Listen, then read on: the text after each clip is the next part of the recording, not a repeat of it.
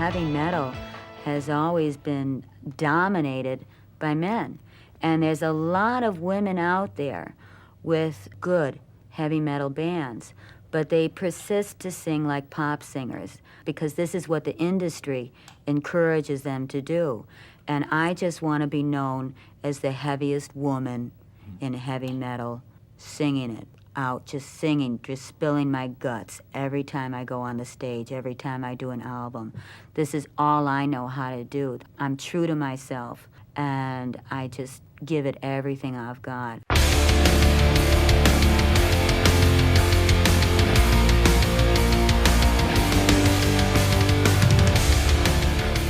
John, you aren't dreaming. This is really happening. We are, indeed, surrounded by a bevy of beautiful, talented, powerful women today. Are you going to be able to control your baser urges for the entirety of today's recording process? I'm a respectable person. I'm more worried about you. I think that's entirely fair. I make no promises that I will control my baser urges. Tracks. But I do believe in you. I think you're going to be all right. Thanks.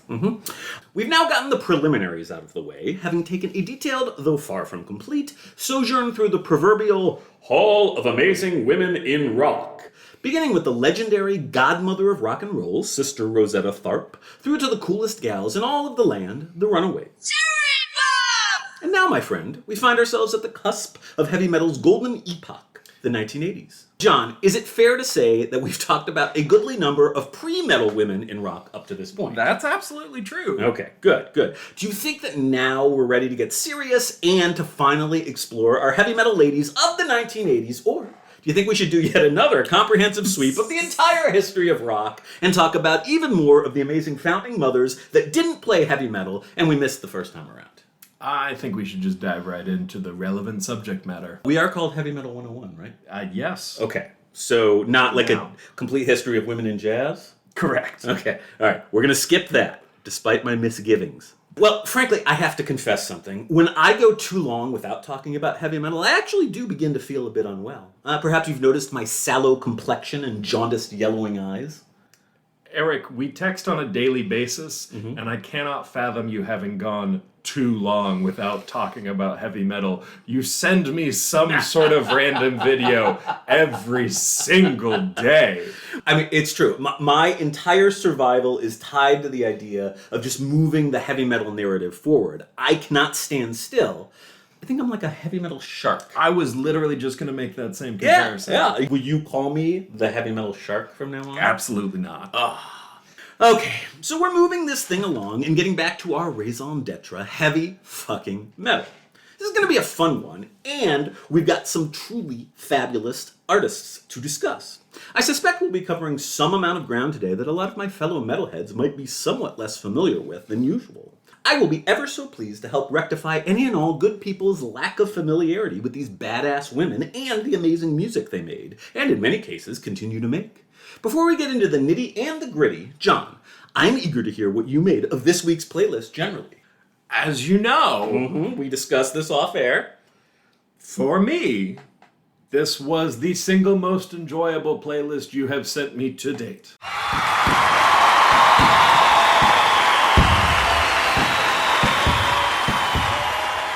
I honestly, and John texted me that, and so afterwards I sat and I just listened to the playlist straight through, and I was like, this is the best fucking playlist I've made to date. It was a lot of good songs. Yeah, I love all of this music so much. I've got my own personal faves, but this is all music that thrills me greatly. And some of the more obscure stuff, which we'll actually discuss towards the end, is music I'd never actually even heard prior to researching for this episode. John, were you aware that there are actually things that I do not know? Acutely. So this is not a surprise to you? No. Ah, it was very surprising to me. That's also not surprising. Okay, good. We know each other well. Yeah. Okay, we've got much and many wonderful artists to talk about, so let's get to getting. John, as I'm sure you know, any discussion on the women of metal absolutely must needs begin with two utterly fabulous, all-female Nawabum bands. Hello, Governor. The universally lauded Girls' School, and the slightly less well-known but truly absolutely awesome Rock Goddess. Fuck yes, Nawabum. You gave us not only oodles of rocking stinky man music, but also two of the all-time great all-female bands. For a small cold island with bad food, Great Britain really has made some pretty impressive contributions to world culture. So John, are you team girl school or team rock goddess? I think I'm more team girl school. I think that's reasonable. I think that many people would agree with you. I think both of these bands are great and shamefully underappreciated. Now, in fairness, Girl School are probably the next all-female band most metalheads will likely think of after the Runaways or maybe Vixen. But it isn't nearly enough. In my estimation, their best work is absolutely among the highest quality of any of the Nawabum bands, coming perhaps just a tiny bit shy of the high watermarks of Nawabum transcending masters like Iron Maiden and Def Leppard. Unlike those bands, however, Girl School and Rock Goddess had really generally brief artistic peaks. Girl School's first 3 albums, Demolition from 1980, Hit and Run from 1981, and Screaming Blue Murder from 1982 are all fantastic. But unfortunately, by 1983's Play Dirty, they were pretty much running out of steam artistically. Rock Goddess had an even briefer stint in the sun, which is why they are generally less well known than Girl School. They released an incredible self-titled debut in February of 1983, and quickly followed it up with a catchy, really strong sophomore release, Hell Hath No Fury, in October of that same year. And then, Bubkus. Nothing until a 1987 album released exclusively in France. Now John, as a true connoisseur of all things French, I can only assume that you are a longtime fan of the Rock Goddess album Young and Free. Ooh. No? No. Quel dommage. Suffice it to say, neither Rock Goddess nor Girl School remained particularly potent after 1983. And yet, there are at least 5 utterly essential albums between these two bands, which is a lot more than John has ever contributed to the world, right? Correct. Yes. So let's get into some detail. John, are you ready for a journey to rough and tumble South London? We're going to Southie? We're going to Southie. Let's go. Yes.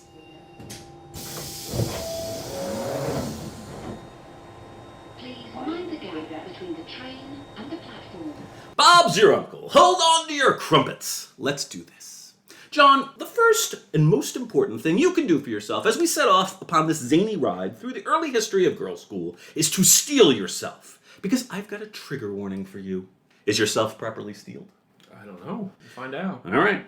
Well, you see, my beloved bosom buddy, there are few bands in the history of metal more interconnected than Girl School and Motorhead. We are Motorhead, and we play rock and roll. That's right. Our most favorite rascally collection of drunken musical hooligans are back. John Lemmy is in the house. I know you've missed him, no? Just keep going. Lemmy! Well, aside from being a brilliant musician and an absolute delight as a human being, Lemmy Kilmister was always a real champion for the ladies of Girl School, and he played an integral part in their origin story, which is as follows. We begin our tale in a strange and exotic land called Wandsworth, South London, in the year 1975. It was then and there that school chums by the name of Kim McAuliffe and Enid Williams assembled an all-gal cover band, then named Painted Lady.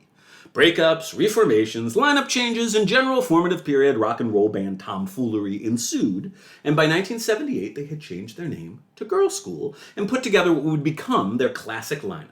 Kim McAuliffe, rhythm guitar and vocals, Enid Williams, bass vocals, Kelly Johnson, lead guitar, vocals, and Denise Dufort, drums. Girl School! This is exciting, right? I'm so excited. Yes. Women who totally rock. The ladies released their first single, Take It All Away, on an independent label in December of 1978, which got some amount of radio attention, particularly from the omnipresent British DJ John Peel. Still more importantly, the song came to the attention of a gorgeous hunk of man-meat by the name of Lemmy Kilmister. We love you forever, Lemmy. As the story goes, Lemmy sat in on a Girl School rehearsal and was tremendously impressed. As well he should have been. Ever the patron of the arts, Lemmy helped get them signed up with Motorhead's manager, Doug Smith, and Girl School ended up with an opening slot on Motorhead's 1979 Overkill tour. Eventually, they were signed to the same label as Motorhead, Nawabum's stalwart Bronze Records. John, this is precisely what we need. We need a patron. Maybe a catchy single, but definitely a patron. Meanwhile, this brings us to the first of a trio of truly great punk-tinged Nawabum albums, 1980's Demolition. I love this album. It really is criminally underappreciated by most of us dumb American metalheads, which is at least in part due to the fact that it wasn't actually released originally in the US. It actually didn't get a proper worldwide release until fucking 2004. Arg. However, in the UK, Demolition came out on June 30th, 1980, the date on which women in heavy metal truly, officially, and definitively became a thing. This should be an internationally celebrated holiday, no? What were those dates again? That would be June 30th of 1980. Okay. Yeah, it's like the anniversary wasn't that long ago. The 43rd anniversary. Wow. I included 2 songs from Demolition on your playlist. The album version of their first single, Take It All Away, and my favorite track from the album, the driving explosive Emergency. So you enjoyed your first exposure to Girl School, yes? I did, yeah. Yeah. Did you have a preference amongst those 2 songs? No, I thought they were both good. Yeah, they're very good songs. Yeah. Just hard rocking, Yeah. no frills. Just No. good. I've actually got a fun fact about Emergency. We love a fun fact. One of Girl School's coolest and most commercially successful projects was a 1981 split EP with Motorhead, called St. Valentine's Day Massacre.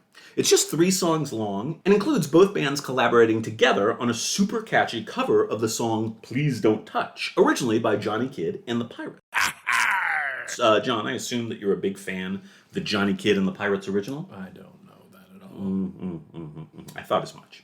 On the other 2 tracks, each band covers a song by the other band. Girl School play a fantastic version of Motorhead's Bomber, while Motorhead, with Dennis Dufort subbing on drums for an injured Filthy Animal Taylor, slay Girl School's Emergency. How nifty is this? That's fun. Yeah, it's a really cool project. It was actually quite the sensation in the UK. It hit number 5 there on the singles charts. Wow. Yeah, big hit.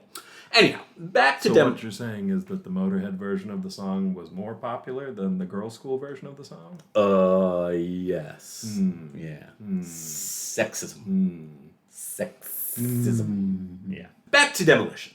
Girl School's music is definitely on the very straight ahead and slightly punkier end of the Dwabum spectrum. It is, as I mentioned, it's a very no frills musical style. It's a little AC/DC-esque. That's another, I think, logical antecedent. But the songwriting is consistently at a really high level. I mean, that's really what sells this.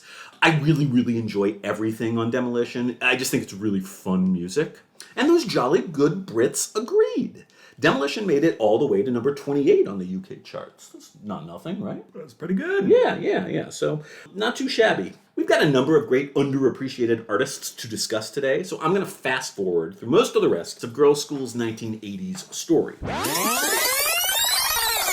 Following hot on the heels of the St. Valentine's Day Massacre EP was their even better second full-length, 1981's Hit and Run, which is probably my own favorite album of theirs. Hit and Run made it all the way to number 5 on the UK charts. Wow. So just as popular as the St. Valentine's Day Massacre EP. Tracks from Demolition and Hit and Run were combined in a US release under the name Hit and Run, and this was their first album to come out in America. So, yeah, it's kind of complicated. After this, the dreaded lineup roulette begins, with the departure of bassist Enid Williams prior to the recording of 1982's still very good Screaming Blue Murder. I really like that album, but it definitely was the beginning of the end of their time in the sun, charting back at numbers 27 in the UK. After this, the wheels really started to come off with 1983's slick, not terribly heavy, and pretty shitty Play Dirty. This was their last 80s work with guitarist Kelly Johnson, who sadly passed in 2007. There is some good stuff and some considerably less good stuff across their remaining 80s output, but following 1988's Take a Bite, they went into an extended hiatus until 1992. But the story of Girl School in the 90s and beyond must needs wait for another day. Are you ready to move it along and talk about the band with what may well be my very favorite album under discussion today? Wow, let's go. Yeah. Show some respect, John. Bow your head in reverence. It's time to talk about the mighty Rock Goddess.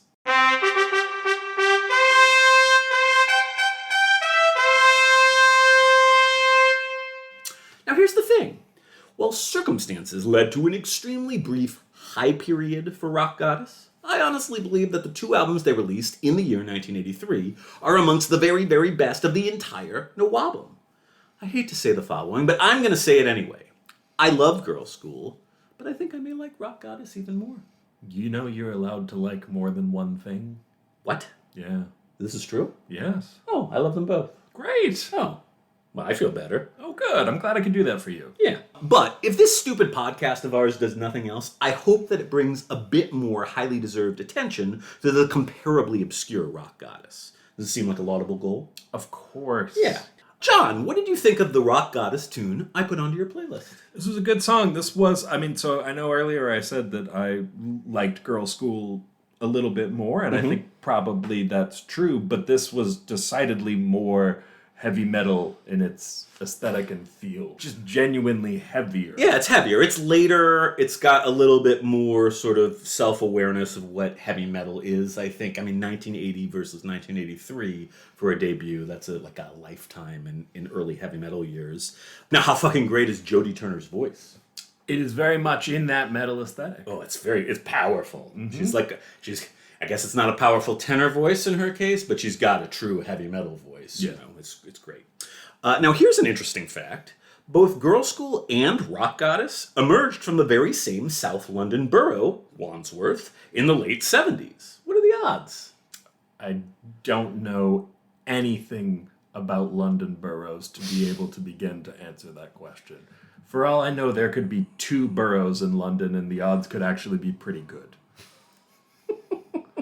I don't know much about them either. I'm fairly sure there are more than 2. If any listeners could call in, maybe UK listeners, leave us a voicemail. Let us know how many fucking boroughs are there in London or South London. Is that I don't know. Yeah. Both. We have a lot to learn, I think. Now, the gals from Rock Goddess were quite a bit younger than the ladies of Girl School. In fact, when sisters Jodie, voice and guitar, and Julie, drums, first began playing together, they were 13 and 9, respectively. Jesus. Yeah, apparently my 11-year-old daughters, who still aren't playing in a rock band, are late bloomers. You think I should be concerned? You should be very concerned. Yeah, I think so too. Anyway, the first lineup of Rock Goddess was basically the classic lineup plus one. Aside from the Turner sisters, there was school chum Tracy Lamb on bass, and for a short while, a keyboardist named Donica Coleman.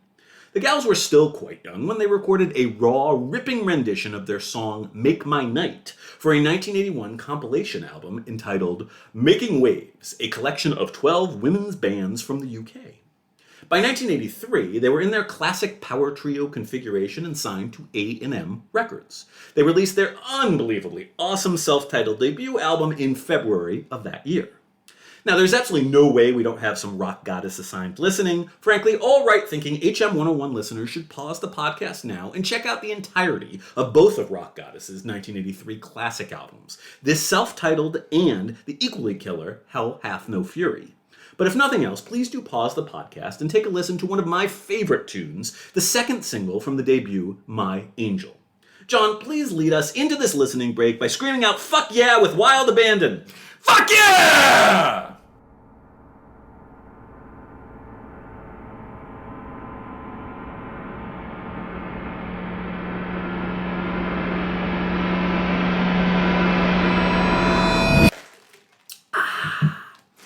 John, does it get any fucking better than that song?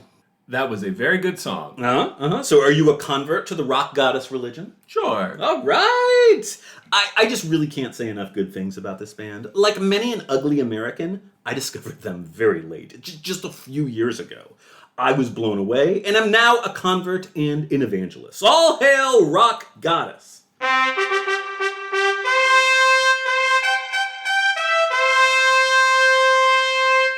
That said, the debut album did not go unnoticed upon its release, garnering strong reviews and hitting number 65 on the UK chart. They also secured an opening slot touring with Def Leppard, which was a pretty frickin' choice gig in 1983. Unfortunately, the remainder of the Rock Goddess story is remarkably similar to that of Girl School. Band member attrition began after the touring cycle for the debut album, and bassist Tracy Lamb was replaced by Dee O'Malley for the band's second release of 1983, the aforementioned Hell Hath No Fury, which was released in October of that year. Following this release, Rock Goddess opened for Iron Maiden, which was also a hell of a gig, but like Girl School before them, they were sadly running out of steam far too early, caught up in the more general winding down of the Nawabum movement. Hell Hath No Fury peaked at number 84 in the UK. They went into the studio in 1985, but left their label prior to finishing up the album, and also lost yet another bassist. They also acquired a keyboardist, which was pretty much always a foreboding sign for bands in this era.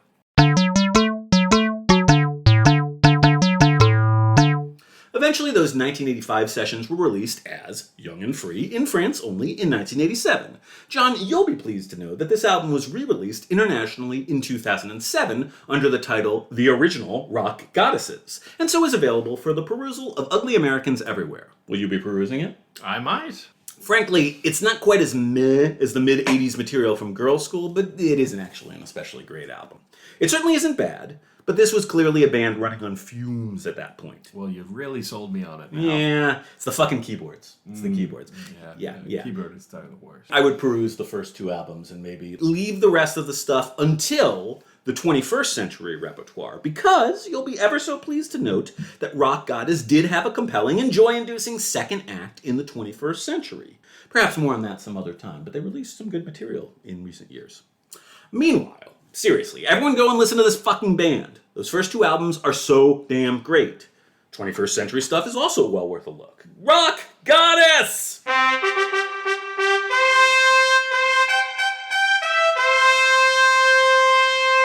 Okay, John.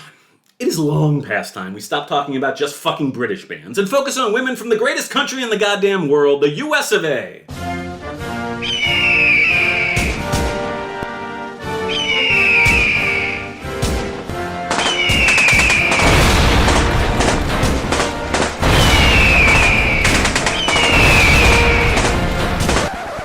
Is that really the statement you want to make? Fuck it. Let's just talk about the wondrous Wendy Orlean Williams, patron saint of punks, weirdos, and chainsaws everywhere. John, what do you know? Chainsaws? Oh, yeah. We'll talk about chainsaws. What do you know about the late, great Wendy O. Williams? I don't know anything. You don't know anything. Don't know any. Are you surprised? How long have we been doing this show now? I can... When have I known something? I admit I'm not surprised. I'm not quite sure why you decided to fritter your life away senselessly up until now, but I am glad that I'm here to help set things straight. Wendy was born in the great state of New York on May 28th, 1949. You'll be ever so pleased to note that as a child, she studied clarinet at the Community Music School at the Eastman School of Music. It's kind of endearing, no? Okay, Yeah. sure. I mean, Eastman, yeah. Yeah. The story really picks up, as all great stories do, when Wendy arrived in New York City in 1976. The year of my birth, John. An auspicious year. It's the year of the dragon. Okay. Yeah. Williams' early career was off and running when she happened upon a casting call for something called Captain Kink's Theater, which led to a series of performances in artsy live sex shows, as well as one adult film role in 1979's Candy Goes to Hollywood. You a fan? I don't know that, Eric. I'm also not familiar with that film, but I can only assume it's delightful and heartwarming. Yeah, okay. Yeah, that's my guess. All that having been said, much more important things were afoot. Rod Swanson, a wacky experimental artist and the creator of the aforementioned Captain Kink's Theater, was then assembling a punk band called The Plasmatics, and he drafted Wendy to be their singer. John, are you at all familiar with this ensemble? No. Well, the Plasmatics existed somewhere at the intersection of punk, heavy metal, and performance art. Lots of outrageous costumes, chainsaws, explosions, etc. I actually have a clip. You want to watch a clip? Let's watch a video on a podcast. We're gonna watch a clip! Oh, no. Oh, yeah. Oh, no. What's she doing, John? She's sawing through a guitar. She's using a chainsaw! Why would you do that to a perfectly good instrument? Punk rock, theater, sex. Sexy theater. Chainsaw sex. What did you think of this theatrical amalgam of what you saw of the Plasmatics live? There was a lot to process there. Bunny costumes. And there was a weird bunny costume. Masked man. There was a remarkable amount of skin showing for people being in costume. Oh, yeah. Yeah, the chainsaw thing was weird. Mm-hmm. The sort of veiled illusion that music was still happening while that was there was sound. On. There was definitely sound. I mean, there was some weird cymbal rolls and someone just doodle bopping on a bass, but that was very strange. Mm-hmm. Well, the Plasmatics got started at CBGB's in 1978. Are you familiar with this institution? Now we're talking about something I've heard of. All right. Very, very important club in New York City on the Lower East Side. And rose rather rapidly to local superstardom. There's a colorful, if quite sexist and rather creepy contemporary review of one of their shows written by Jim Farber for Sounds Magazine. He wrote, quote, lead singer / ex-porn star / current weightlifter, Wendy Orlean Williams, spends most of the plasmatic show fondling her family-sized breasts, scratching her sweaty snatch, and eating the drum kit, among other playful events. Now, Farber appears to kind of suck, but he does paint a picture, no? That was supposed to be a review of the performance? Are you stunned by this verbiage? I mean, I know we've come a long way, but good lord. Yeah, it's very tasteless. Yeah. Yeah. As further illustration of the sorts of shenanigans at play, it is worth noting that in 1981, Williams was arrested on decency charges for, quote, simulated masturbation with a sledgehammer in front of an audience. I fucking love this woman so much. The Plasmatics released their very punk debut album, New Hope for the Wretched, on October 2nd of 1980. Williams is credited with vocals, saxophone, chainsaw, and machine gun. I like that. That said, I'm not actually a huge fan of this first album. There's too much machine gun. Too much machine gun. Too much machine gun. I didn't think there was enough. It's a bit, as the Brits might say, rough and ready. This is the sound of a band that was a live experience, and I don't think they were quite sure of what they should be doing with themselves in the recording studio yet. Starting with their second album, Beyond the Valley of 1984, which confusingly was released in 1981, more sophistication and more heavy metal increasingly began to creep into their sound. Yay! This is even more true of album number 3, the really, really excellent and quite metal Coup d'Etat from 1982. I particularly love Williams' vocal performance on Coup, which was summed up nicely by the critic J.D. Considine, who wrote of her performance, quote, ever wonder what Black Sabbath would have sounded like with a chainsaw as lead singer? John, I assume you've wondered this very thing?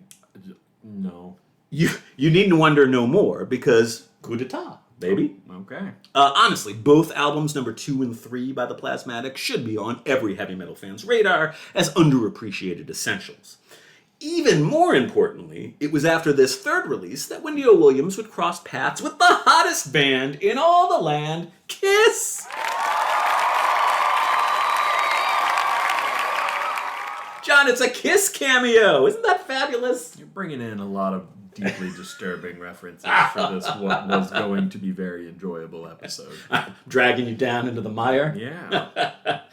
Actually, I think you should thank me because I skipped the requisite Lemmy cameo for this go-around. But now I'm going to tell you that in 1982, Lemmy and Wendy O. Williams recorded a fantastic duet version of the country tune Stand By Your Man. Oh, I like that. Yeah. Their version is just an absolute freaking gem. But anywho, back to our Kiss cameo. In 1983, the Plasmatics opened for Kiss, and Gene Simmons, ever the entrepreneur, decided that he wanted to produce the next Plasmatics album. Now that didn't happen, but something even better did. The Plasmatics, alas, got dropped from their label, and instead, this beautiful Simmons-Williams collaboration became W.O.W., the first Wendy O. Williams solo album. John, did you get the chills? I have the chills. Yeah? Yeah. Ooh, it's exciting. I need to ask. Mm-hmm. Is this Wendy O. Williams or Wendy O. Williams? Because you keep running it all together like it's a Irish name. It is. That's funny. It is Wendy Orlean Williams. Got it. But you never hear her referred to as Wendy Williams, so it kind of becomes rolled together. Wendy Got O. it. Williams. Yeah. I see your confusion. Thank you for clarifying. That's what I do. So, I love this first solo album. It's practically a lost 80s Kiss album, just with Williams on lead vocals. Simmons not only produced and co-wrote 5 of the songs, but he also played bass under the pseudonym Reginald Van Helsing. In fact, Paul Stanley, Eric Carr, and Ace Frehley, who was then actually not in Kiss, each show up on one track. And as if that wasn't enough, there's also a co-write from then Kiss guitarist Vinnie Vincent. Holy fucking crap, it's like a dream, John. For you, sure. Yes. Yeah. Yes. We need a listening break so that I can process my overwhelming enthusiasm for this material. The single was the catchy as hell It's My Life, penned by Simmons and my great personal hero, Paul Stanley. I love this song, so let's listen rapturously, and then I can run us through the remaining Wendy O. Williams deets, which are going to, alas, get all dark and trigger warning-y. But not yet. Hit pause and click on the link, everybody. John, let's rock!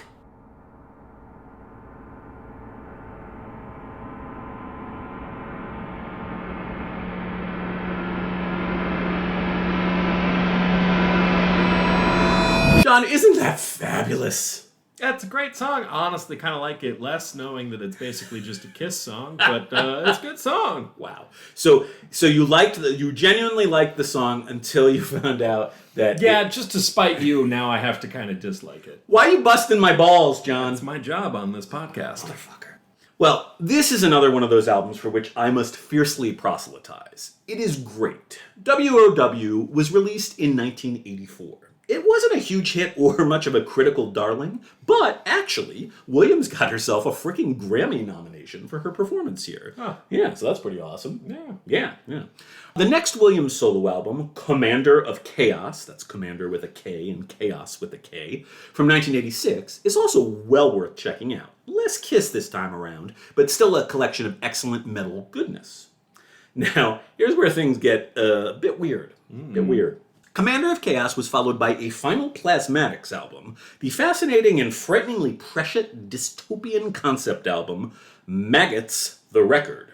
It is a really wacky album with as much voice acting as actual music, over the course of which the world is eventually destroyed by giant maggots as a result of greenhouse gases and environmental destruction. So there's that. Okay. Yeah.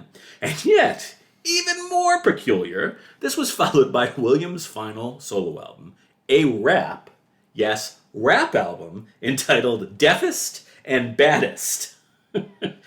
What a that's a terrible album name. And it is. It's a terrible album, if I must say so. I've tried to get my head around it. It's weird. It's a strange album. Late 80s rap as performed by Wendy O. Williams. Yikes. Yeah. You at all interested in checking this out? Not really. I mean, there's like a perverse part of me that wants to hear a tiny bit, but no. It's a historical curiosity. It is definitely that. Now, this is the part where things start to get a little sad. First, the sweet part. By 1991, Williams had retired from music, and along with Rod Swanson, her longtime creative and romantic partner, had moved to Storrs, Connecticut. They built their own house, and lifelong vegetarian Wendy worked at a food co-op and as an animal rehabilitator, helping to get wounded animals back on their feet. Now, to me, this sounds like a pretty idyllic third act, no? Yeah. Yeah, it's very nice, but alas, it is now trigger warning time, as we get into issues of depression and suicidal ideations. John, this gets pretty dark. Are you emotionally prepared? We just talked about animal rehabilitation. Why has it got to get dark now? I know, I wish it were otherwise, but life doesn't always go as you want it to go. Why not? Because God is the biggest bitch of them all. Alright, so Williams, unfortunately, suffered from chronic depression, which seems to have truly overwhelmed her at this point in her life.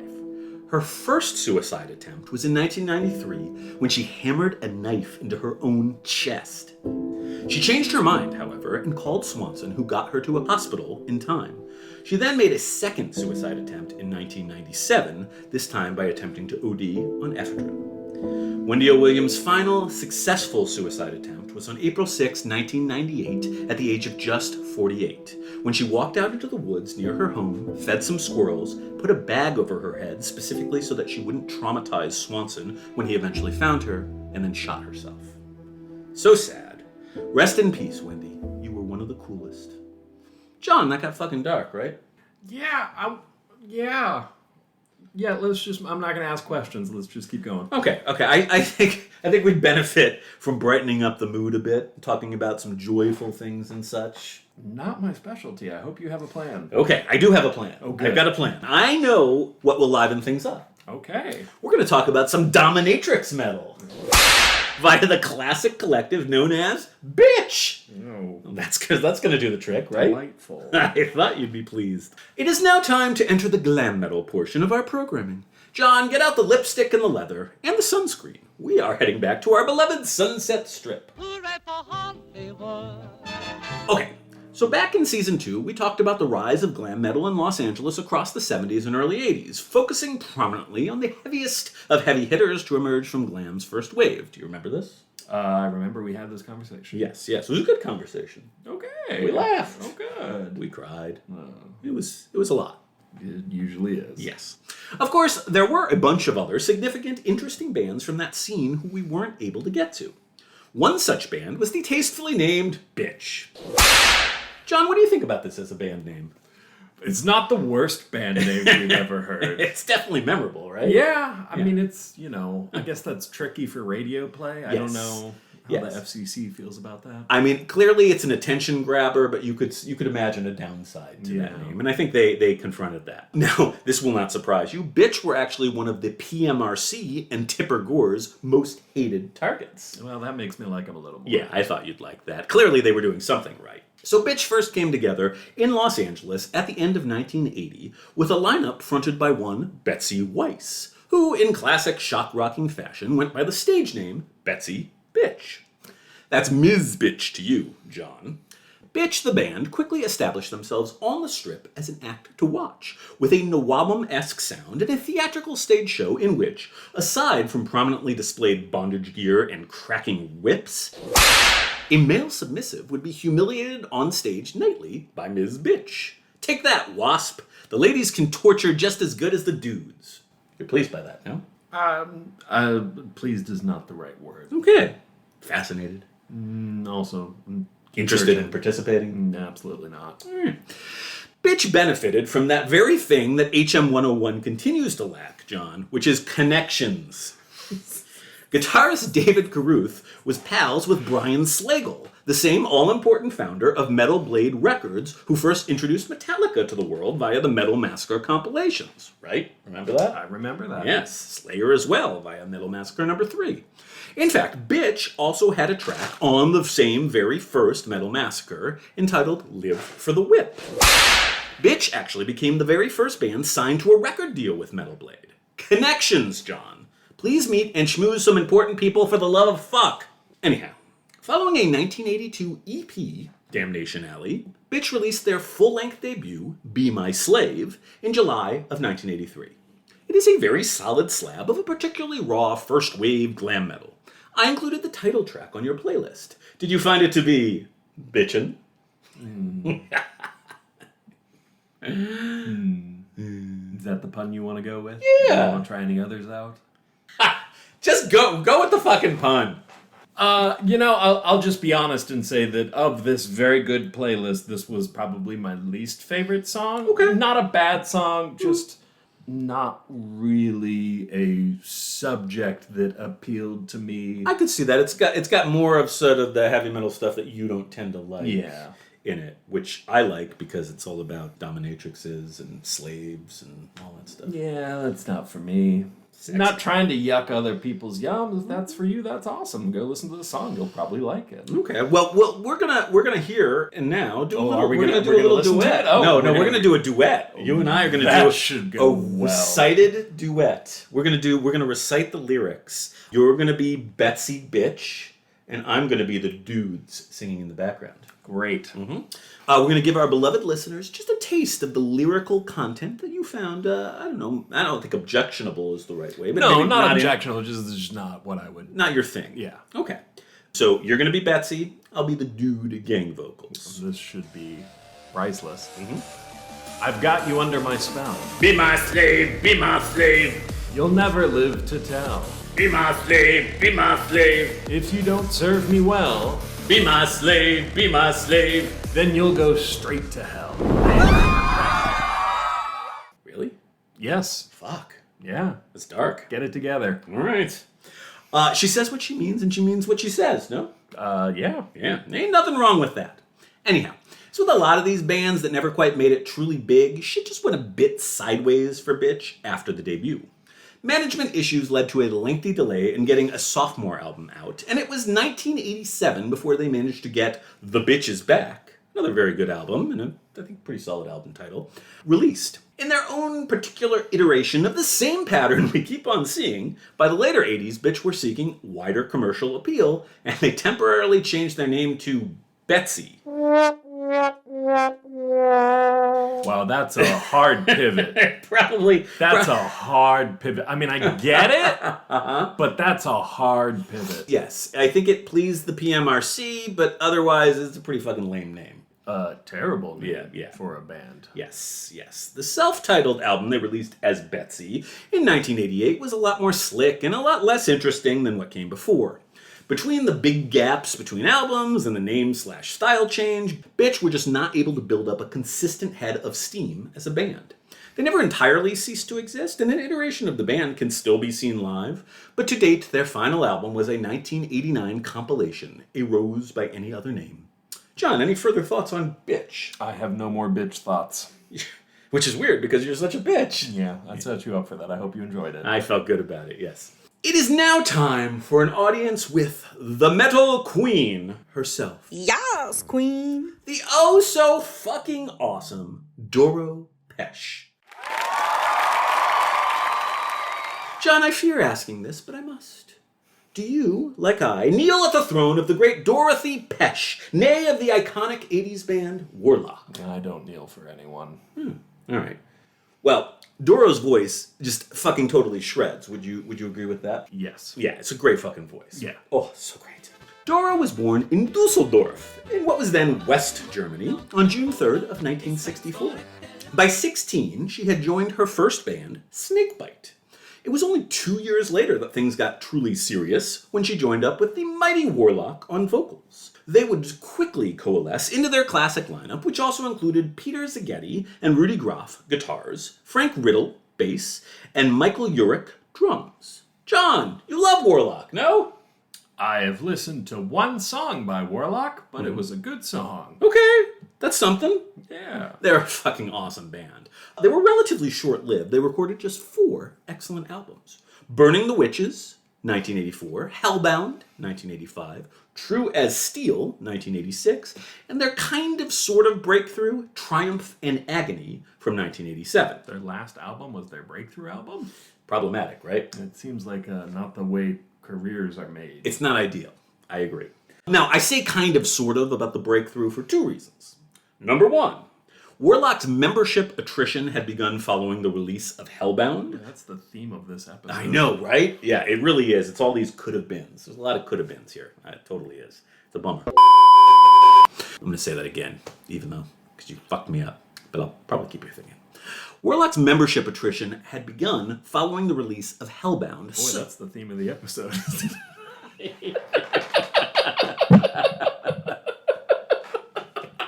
Why? Why? It's fun. We have fun. we do have a good time. having fun? I'm having a nice time, yeah. Warlock's membership attrition had begun following the release of Hellbound, such that by the recording of Triumph and Agony, the only classic lineup members left were Doro and drummer Michael Urich. And number 2, while it was big in Germany, peaking at number 3 on the charts there, Triumph and Agony only made it to number 80 on the Billboard charts in the US, which is not bad, but not exactly the massive commercial hit it should have been. They were something of a mainstay on Ye Olden Headbangers Ball on MTV, but otherwise, Warlock just never quite managed to break particularly big outside of Europe, which is a frickin' shame, no? Yeah. Yeah. They're very, very catchy, traditional metal, great songwriting, great singer, just a cool band. There is absolutely no good reason on God's green earth why Warlock wasn't ever at the tippy top of the traditional metal pile, but it just never quite happened. Sigh. Let's begin to rectify this with some assigned listening. All We Are from Triumph and Agony is an absolutely anthemic banger. It's just one of many amazing Warlock songs, and is as good a place to start as any for the Warlock Tyro. Would you describe yourself as a Warlock Tyro? I would not. Really? Eric, I don't know what the word tyro means. It means novice. No, I'm a Warlock pro. Okay, good. An expert. Mm-hmm. That's why I'm here. We should do a Warlock 101 podcast that you lead. Yeah, that'll go well. That'd be awesome. It'll be almost as popular as their albums. Oh, why you gotta be a dick? Motherfucker. They're huge in Germany. Okay. Yeah. Me too. HM 101 heads, hit pause, click the link in the show notes, and get ready to raise your fist in the air and yell along. John, play us some world-class German leader circa 1987.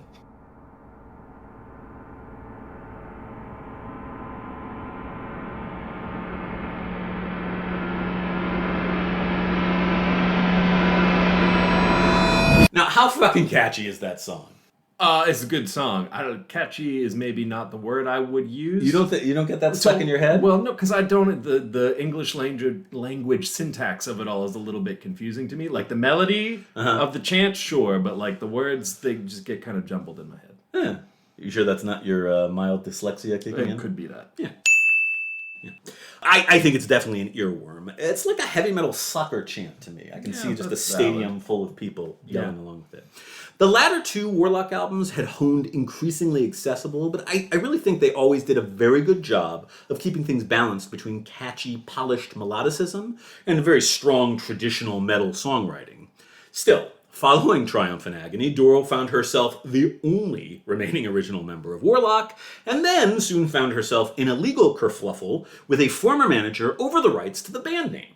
As such, by the release of 1989's Force Majeure, the transition was complete from Warlock to a solo project under the name Doro, through which she continues to release albums to this very day. John, shall we do ourselves a deep dive into the Doro discography with its impressive 13 studio albums released between 1989 and 2018, and one album pending in 2023? That feels like a Patreon exclusive. Oh, I like it. Yeah. Tune in. I think it would definitely be something well worth pursuing, maybe indeed as a Patreon exclusive. But for now, I suppose we can leave Doro at the end of the 1980s with an extremely accessible pop metal solo debut that certainly should have gotten her to that worldwide superstar status she deserved. Force Majeure was yet another big hit in Europe, but didn't manage to chart higher than 154 in the US. John, what the fuck is wrong with Americans? So many things. How much time do you have?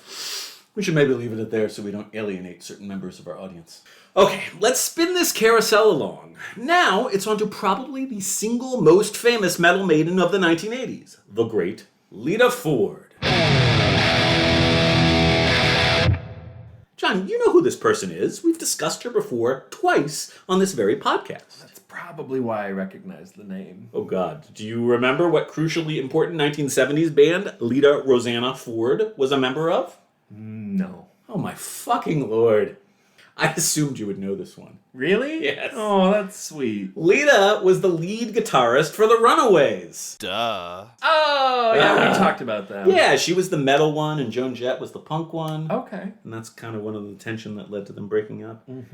Listen, you say a lot of names, Uh-huh. and I just sort of nod as you do that. I always think that by nodding, you're showing me that you're taking it in. This is how I have passed through 3-degree programs successfully. It's very convincing. Yeah, I'm good at it. Good. Upon the Runaways breaking up, Lita embarked upon what eventually became a very successful solo career. Why, I imagine you might even have already known one of her songs. Were you previously familiar with the classic hit, Kiss Me Deadly? No. You weren't? No! You'd never heard it before? No! Fuck me! Come on! Eric, I don't listen to things. I live under a rock. It's a catchy tune, though. Yeah. I've actually got a fun fact about Kiss Me Deadly. So it was written by a songwriter named Mick Smiley, whose other principal claim to fame was composing that song Magic from the amazing spooky shit hits the fan montage in Ghostbusters. I believe it's magic. Oh. Wow. Isn't that crazy? That's okay. I love that Range. part. She's got range. But we digress. Wildly. Yes. Please allow me to provide a bit of background on this amazing lady of rock. Although her family relocated to the US of A when she was in 2nd grade, Lita was actually born in London, England. Blimey! She picked up the guitar at age 11 and was a member of the Runaways by age 16. John, what were you doing with yourself when you were 16? Well, just a lot of Halo. Well, just for the record, that's one for Lita and none for John, I think. Sure. Yeah. The Runaways were active from 1975 to 79. It was 1982 when Ford signed with Mercury Records and released an okay but not fantastic pop metal debut, Out for Blood, in 1983, which about 6 people bought. Her career, however, had a steady upward trajectory, both artistic and commercially, after that. Her second album, Dancin' on the Edge, is considerably stronger than its predecessor and managed to garner her some notice, hitting number 66 on the Billboard charts and securing Lita a Grammy nomination. John, how many Grammy Award nominations do you have? None. Okay, so that's 2 for Lita and zilch for John. All right. This ends phase 1 of her solo career. Now, phase 2 began when she hired Sharon Osbourne. Yes, that Sharon Osbourne, as her manager, and signed with RCA Records. This is what led to her 1988 pop metal mega hit, Lita, featuring the aforementioned Kiss Me Deadly, as well as a simply fantastic duet with Ozzy Osbourne, Close My Eyes Forever. Now, John, both of those were on your playlist. What do you think? So, good songs. I thought the decidedly least metal of all the songs included on this playlist. They felt very poppy to me. Yeah, Lita's an interesting phenomenon. It's definitely the sound of an artist who, whether by her own volition or sort of label pressures and everything, was kind of trying to cross over from light metal into like genuine pop territory. So yeah, I mean, the whole album sort of really strides the boundary between pop metal and just plain pop, and Kiss Me Deadly probably goes over that. You know, To Close My Eyes Forever is kind of like a perfectly logical metal power ballad sound, like pop metal power ballad of the late 80s. So they both charted impressively, so obviously somebody knew what they were doing. Kiss Me Deadly hit number 12. Close My Eyes Forever hit number 8 on the pop charts. Okay. Yeah, Lita Ford had a platinum album on her hands. Go team. Woo! Frankly, to me, Lita is perhaps a bit too polished and poppy for my own taste. It does distinctly cross over out of heavy metal territory, at least periodically. That said, it is still most definitely a classic of the late 80s glam metal oeuvre, and I think it's well worth a listen. Ford remained in the spotlight with strong albums in 1990, Stiletto, and Dangerous Curves in 1991, the latter of which resulted in her second Grammy nomination. So for the record, I believe that's Lita 3 and John still 0. Hey, let's keep it going. All right.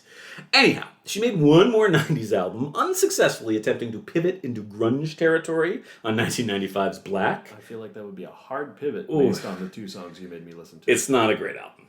No, not so great. And then went into a lengthy hiatus, as a lot of people were doing around that time. Now, John, we've established that Lita Ford is cooler than you. Other than that, do you have any thoughts on the life and times of this fabulous ex-runaway? No. No. I think it's worth noting, aside from being a great singer, Lita Ford is a shredding guitarist. Okay. Yeah. So remember, she was the lead guitarist for the Runaways. So she was the singer and the lead guitarist for her own project. So, we talk about a lot of singers here. It's worth giving credit where credit is due when we break out of that. All right. Prior to our big finish, I want to shift into vignette mode and discuss a few less well-known female metal artists and bands that might not be on the radar of some of our listeners, but probably should be. John, let's do us a little show and tell and share some of this musical greatness with our beautiful, beautiful HM101 fans. How does that sound? Let's do it. All right, you go first. Vignette me. What do you got? One of the most significant frontwomen of the 80s was the great Leather Leone, who began her career in an all-female band called Rude Girl, prior to signing on to front the band Chastain, brainchild of Shrapnel Records president Mike Varney and guitar virtuoso David T. Chastain. Leone and Chastain released 5 solid albums, starting with 1985's Mystery of Illusion, and concluding their run together in 1990 with For Those Who Dare. John, I have a quick fun fact to help bring what we are discussing here full circle. Did you know that on For Those Who Dare, Chastain covered the heart classic we discussed back in part 1, Barracuda? I did not know that. Indeed they did. Sorry, please continue. Though she was still in Chastain at the time, Leone released her first solo album, the criminally underappreciated Shockwaves, in 1989. After departing from Chastain in 1991, the year of my birth, Leone left the music business until re-emerging in 2011 and picking up right where she left off, releasing fantastic music with the duo project Sledge Leather, Chastain, and with 2 exceptionally strong solo albums, Leather 2 from 2018 and We Are the Chosen from 2022. Leather Leone! Love her! Great stuff! Seriously, everybody check out all her 21st century stuff. It is very, very cool. Okay, my turn. Vignette voice, go! One of the stranger and more generally fascinating metal ladies of the 1980s is the Great Kat, aka Catherine Thomas, whose compelling origin story has her as a Juilliard-trained classical violinist who crossed over into a very wacky dominatrix-themed speed metal / neoclassical hybrid, starting with 1987's idiosyncratic debut, Worship Me or Die, Die, Die, Die. although the effectiveness of her original music tends to pale in comparison to her heavy metal reworkings of famous classical themes, as on the 1990 album, Beethoven on Speed. She is definitely a compelling musical weirdo of just the sort that is particularly near and dear to my heart. All bow before the great cat, an utter original and definitely a musician whose not especially well-known works are worth exploring. John, take us to the distant land of the rising sun, Japan, home of exceptionally spooky horror films, delicious sushi, and one of the truly iconic all-female classic pop metal bands. The all-female Japanese band Shoya first came together in 1981 as a relatively straight-ahead pop rock ensemble.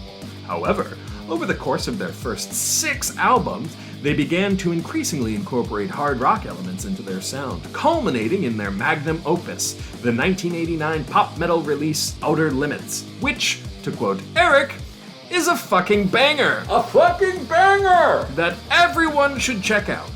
Such a great album. Shoya broke up in 1998, but had reunited by 2005. Shoya, great band.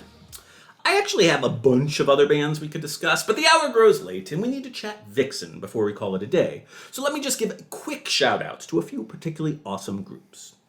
Hellion, led by the great Anne Boleyn, who actually went on to become a lawyer who battled the sexism of the music business and founded her own label, New Renaissance Records, is both a band and an individual artist worthy of note. I also want to mention the shamefully underappreciated shredder band Phantom Blue, who released a very good self-titled album in 1989 on the Uber Shred label Shrapnel Records that was co-produced by the great Marty Friedman. Fans of bands like Racer X or Cacophony definitely must needs give them a listen. Okay, just one more. A fantastic band I wasn't familiar with prior to researching for this episode are the German thrash masters Holy Moses, led by the totally fucking awesome Sabina Klassen. They've got this super cool German blackened thrash sound along the lines of Creator, and Klassen's vocals are ferocious, ugly, and absolutely great, which coincidentally is the name of John's sex tape. Wow. I thought that was kind of positive. Absolutely great. Okay. Ferocious, ugly. Okay. So many good bands, but we must needs to end this with probably the most famous all-female metal band of the 1980s, the lovely, talented Ladies of Vixen. Vixen were briefly pretty huge, and as a young preteen, I'm pretty sure they were the first all-female band I ever actively listened to. However, at the same time, I think they also present something of a cautionary tale about what happens when a bunch of stupid dudes interfere and don't let a supremely talented band, like Vixen, truly spread their wings artistically. Sigh. First, John, is Vixen a band you'd ever heard of before?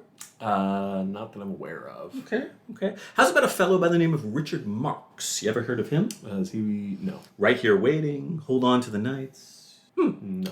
Okay. Oddly enough, the story of Vixen is intertwined with the story of that Grammy-winning soft rock superstar who John apparently is totally unfamiliar with. But let's begin at the beginning, with a vanishingly brief history of Vixen leading up to their hit debut and all too brief time in the glaring heat of glam metal superstardom. Despite not releasing a debut album until 1988, Vixen originally came together in Chile, St. Paul, and N back in 1980. John, I believe it's our first Twin Cities reference here on HM 101. That's exciting, no? The Midwest. Woo! Minnesota! That's where you're going, right? I know. Yeah. Well, people are going to talk to you about this, so you better be ready. Okay, I'm paying attention. Good. Vixen were originally the brainchild of dearly departed lead guitarist Jan Kunemund.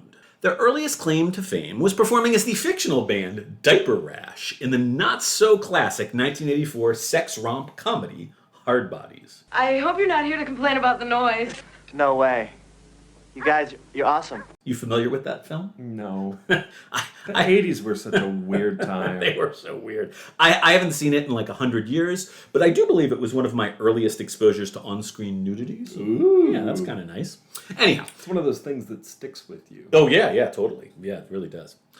Vixen's exceedingly awkward scenes can be viewed on YouTube for the curious, so you can check those out later.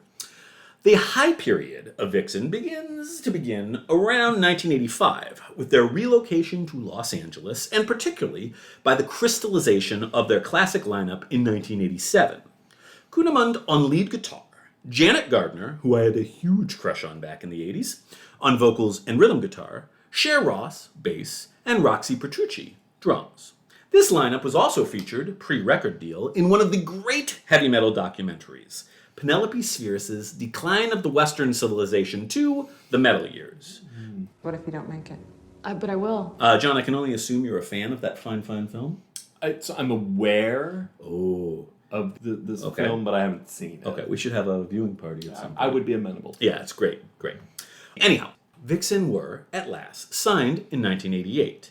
Now, despite the fact that they were gifted musicians and very strong songwriters, of the 10 songs on the debut album, only 5 include songwriting credits from the members of the band. It seems clear that the label had a particular vision for what they wanted Vixen to be, and rather paternalistically made sure that the final result met those expectations. Vixen is a very solid and very polished late 80s glam metal classic.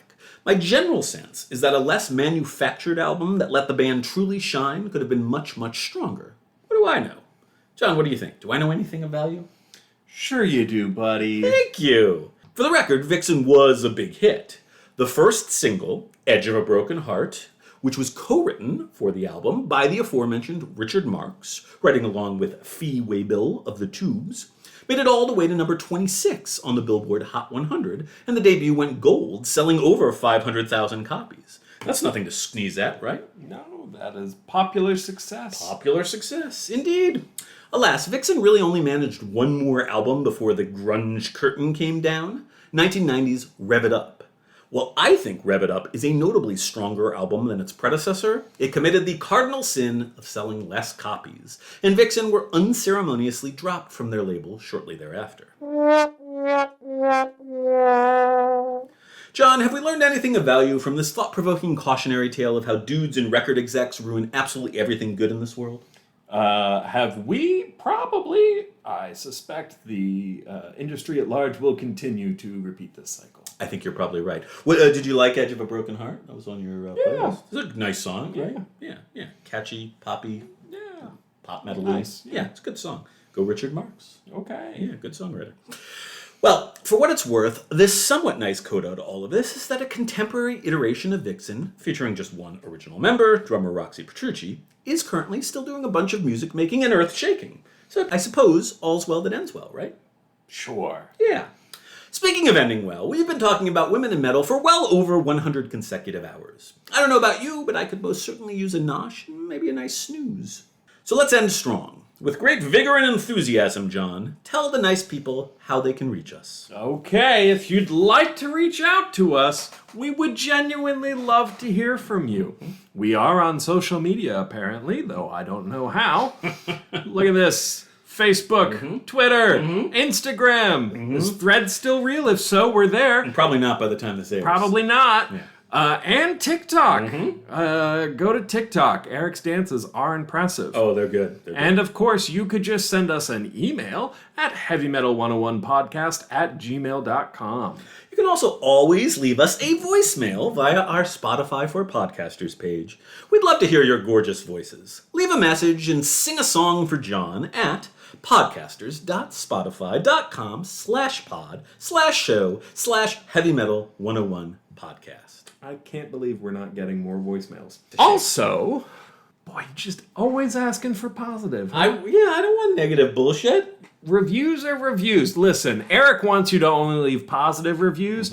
I don't care what kind of a review you leave as long as it's there. Any review is helpful. You want it to be honest, though. Sure. So they love it. Everybody loves the show. I don't know that. Lastly, let us know what you think. Going forward, should we do the Patreon option, or maybe we should have ads? I'm on the fence. I think we got to generate a little revenue to invest back into the show, but how we go about doing that, well, I think is the subject of further discussions between John, myself, and all of you. So, any thoughts from the beloved peanut gallery, they'd be very helpful. Patreon, ads, what do you think? Okay, John, it's time to sign off. Any last words of John wisdom for our adoring fans? Unjustifiably in a position I'd rather not be in, but the cream will rise to the top. Oh, yeah.